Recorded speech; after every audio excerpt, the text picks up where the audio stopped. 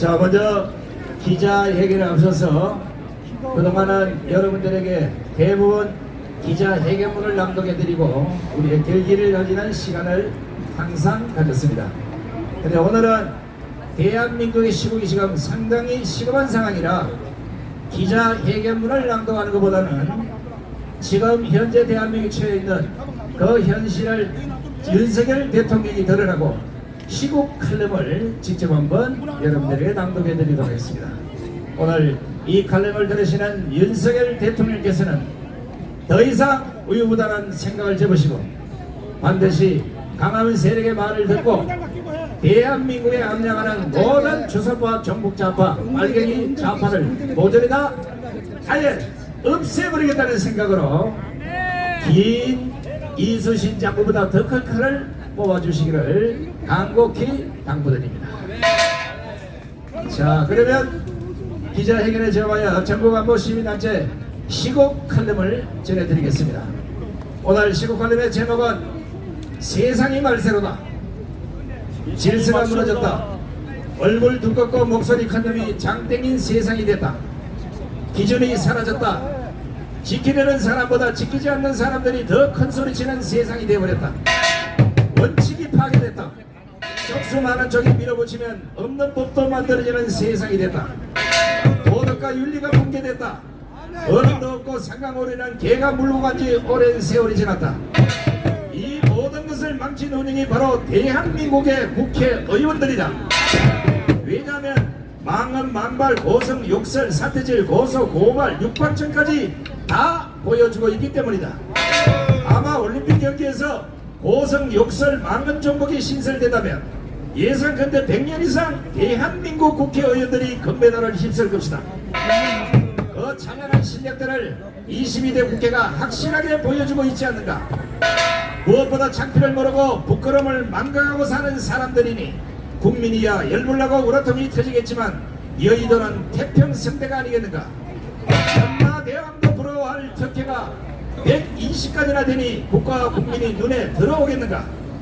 질서를 지키고 기준을 지키고 원칙을 지키면 바보가 되는 세상, 어른을 섬기고 도덕과 윤리를 지키면 쪼다가 되는 세상을 대한민국 국회가 만들고도 모로새로 일관하고 있다. 윤석열 대통령은 내년이 오기 전에 우리 사회 질서, 원칙, 기준을 윤리, 도덕을 바로 세우지 못하면 역대 가장 무능한 대통령으로 기록될 것임을 알아야 한다. 이 모든 것을 바로 세우려면 먼저 문재인 정권의 온갖 비리를 빠른 시간 내에 척결해야 한다. 특히 문재인, 이재명 조국을 구속함으로써 근래가 되다시피 한 대한민국 사법체계를 바로 잡아야 할 것이다. 그리고 망국과 세력 처단과 천만 국민들의 목소리를 높이고 있는 부정 조작 선거 수사를 강력히 단행해야 한다. 그렇지 않으면 대한민국의 미래는 희망이 없을 것이며 악인들이 지배하는 세상이 될 것이다. 그렇다면 임기 후반전을 맡고 있는 윤석열 대통령은 도대체 어떤 생각을 갖고 있을까? 반국가 세력과 총전선언을 노래 부르고 다닌 자들을 일벌백계 할 줄 알았지만 그것은 아니었다. 때문에 답답한 임기 전반을 상기하면 임기 후반도 반전은 보이지 않고 있다. 다만 검찰이 뒤늦게 움직인 듯하니 구린 자들이 발작 증세를 보일 뿐이다. 문제는 반전보다 임기 후반 무엇을 우선순위에 두고 있는지 도저히 감이 잡히지 않는다는 것이다.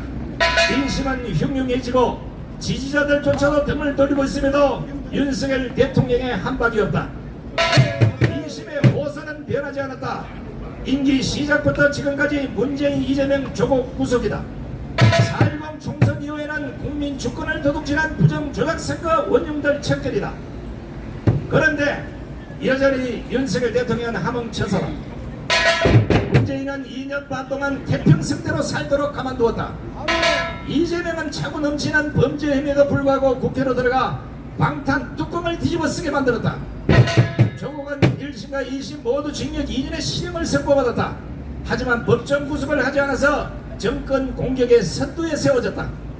그런데 이들이 모두 윤석열 대통령과 김건희 여사의 공격 대장이 되어 좌파 여론을 끌고 있으니 이것이 얼마나 웃기는 일인가. 윤석열의 자업자득이 아니라면 짜여진 본으로밖에 볼 수 없는 것이다. 이들은 동결이 의기투합 방탄공조를 넘어서 운명 공동체까지 결성했다. 정권을 되찾자며 한 목소리로 윤석열을 끌어내리겠다는 것이다. 그것도 공개적으로 저격을 하고 있음에도 특별한 대책이 없어 보인다. 여론조사 기관을 믿지 않지만 윤석열의 지지율은 곤두박질 치고 있다. 이 상태로 가면 바닥을 뚫고 지하로 내려갈 수도 있다. 윤석열 대통령은 지지율 신경을 안 쓴다고 하지만 국민의 절반이 좌파 선동에 놀아나고 있음을 반드시 알아야 한다. 지금이야 천만 강함은 세력이 버티고 있으니 좌파 민심이 폭발을 못하고 있는 것이다. 하지만 윤석열 대통령의 냉철한 결단이 없다면 우파 민심도 결국 윤석열 대통령을 버리게 될 것이다. 그때가 되면 좌파 발작은 박근혜 대통령 불법 탄핵 때처럼 폭발할 것이고 윤석열 정권은 천하태평 세월을 아마 그때쯤 되면 끝장을 내야 할 것이다. 아니 우파에는 아예 관심이 없는 윤석열 대통령을 바라보고 있는 우파 국민들의 속은 불이 나고 화가 나고 우라통이 터집니다. 박정희 전두환 대통령처럼 강단 있는 우파 정신이 윤석열 대통령에게는 없어 보인다. 이러다 보니 화가 난 우파 국민들은 윤석열은 좌파다, 문재인과 한통속이다 믿지 못하겠다며 서서히 등을 돌리고 있다. 그러면 거리를 지켜보려는 진성 우파들조차도 강함은 세력조차도 우라통이 터진다며 복장을 치고 있다. 검찰총장 출신 대통령에 대한 종북 세력 싹쓸이 희망을 접은 지도 꽤나 시간이 지났다. 좌파 몸통 척결에 걸었던 기대도 일찌감치 접었다. 그나마 부정조작 선거와 관련 특단의 조치를 해줄 것을 바라면서 7, 8월 38도에서 40도의 폭염에도 우리는 투쟁을 멈추지 않았다. 윤석열 정권의 반전 무기는 없다. 어떤 일을 해도 돌아올 것은 좌파들의 공격, 비난, 엄포, 계단뿐이다. 이런 것들로 임기 후반을 마치려면 차라리 지금 우파에게 탄핵을 당하는 것이 좋지 않겠는가. 국민의 입을 믿으면 박근혜 복사판이 될 것이다.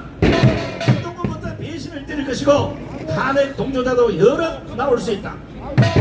있는 도끼에 발등찍히고 따르던 군사에 의해 등에 칼이 꽂혀 봐야 하겠는가. 한식에 주거나 책명에 주거나 마찬가지라고 하지만 윤석열은 그나마 살 길은 있다. 국정원이 보안감사에서 밝혀낸 조작 선거 가능성, 우파 국민들 스스로가 밝혀낸 각종 빼박 증거들, 이 좋은 무기를 가지고도 승부를 못한다면 윤석열은 애시당초 대통령이 되지 말았어야 했다. 이 말이 기분 나쁘게 들릴 수도 있겠지만 이것이 바로 윤석열 대통령이 모르고 있는 우파의 민심이다. 가랑비도 계속 맞으면 옷이 젖는다고 했다.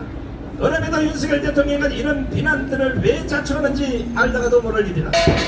수없이 반복하지만 권력은 칼자루를 잡았을 때 못 휘둘면 말짱합니다. 개혁이건 적폐청산이건 쇄신이건 모두 우선순위가 있다. 그 우선순위를 깔끔하게 정리하고 나서야 자신이 그랬던 정책과 구상을 펼칠 수 있는 것이다. 잘 보면 보일 것이요, 윤석열 정권 정책들이 우선순위와 시기와 때를 잘못 맞춰 선거까지 망치지 않았는가. 혹자는 윤석열 대통령이 정치를 모른다고 해서 이해하라고 하지만 국가 운영은 연습이 없는 것이다. 그래서 멘토가 필요하고 전문가들의 조언에 귀를 기울여야 하는 것이다.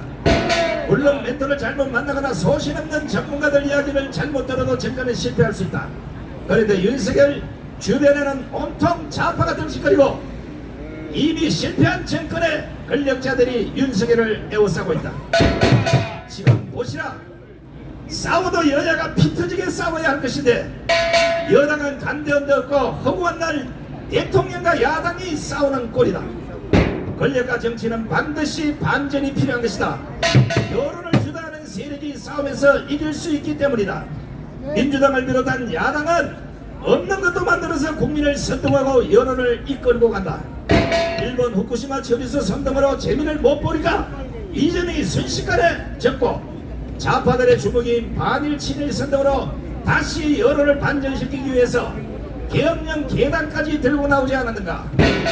국민의힘은 수많은 무기를 산더미처럼 쌓아주어도 여론화시킬 인재가 없는 것이다. 스피커도 없고 사운드도 없고 전사도 없고 장수도 없고 강단 있는 리더자도 없다. 민주당처럼 뻔뻔한 인간도 없으니 허구한 날 계단 방어하다가 날새는 꼴이다. 그러다 보니 좌파들 공격이 방어막 없는 대통령실을 뚫고 들어가서 윤석열 대통령과 김건희 여사만 여론의 타켓이 되고 있는 것이다. 민주당은 싸움꾼이 풍년이라서 문제고 국민의힘은 싸움꾼이 흉년이라서 문제가 아닌가.